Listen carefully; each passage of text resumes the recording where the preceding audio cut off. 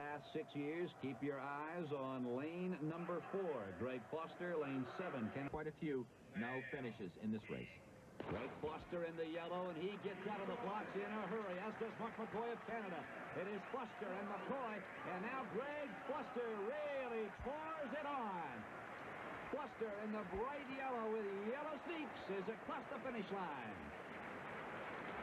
Tonie Campbell did something that surprised me. He got up and he just kind of blew right by McKoy.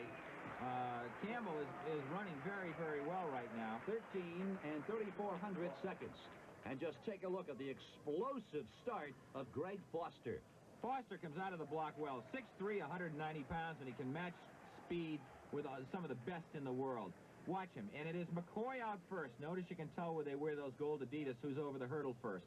Watch them plant the foot down. You stay airborne as little a period of time as you can. Foster now getting into his rhythm. Notice he's fine. He's just clicking away from those hurdles. Woodson's beginning to fall back. He's hitting the hurdles here. And it is Foster. Here comes McKoy a bit. Tonie Campbell on the outside far left is gaining ground most quickly. Watch the lean at the 10th. Hurdlers are great for the lean. Americans have done very well at this event in the world competition. Look at Campbell leaning already. And he nails down second. McKoy, I think, gets third. 13:36 compares favorably with a 13:19, which is the best time in the year, set by his back. Doesn't seem all that long ago, Larry, that man right there in the yellow was running in the shadow of Skeets Nehemiah. I would assume here in the summer of '87, it is safe to say that he has finally exorcised Skeets' ghost. Well, let's see what happens when Skeets comes back from surgery, but certainly look at this brilliant photography here. Good lean by Foster. I really respect the guy's hairline, too. I think that's great. Greg Foster winning here. Tonie Campbell taking second. And Jonathan Ridgeon gets up from Great Britain to take third. Good, respectable times. In effect, there was no wind in the race. Pretty good. Mentally, I felt great. Physically, I was a little worried about it. Just come off the plane a couple of days ago from the United States, and that worried me a little bit.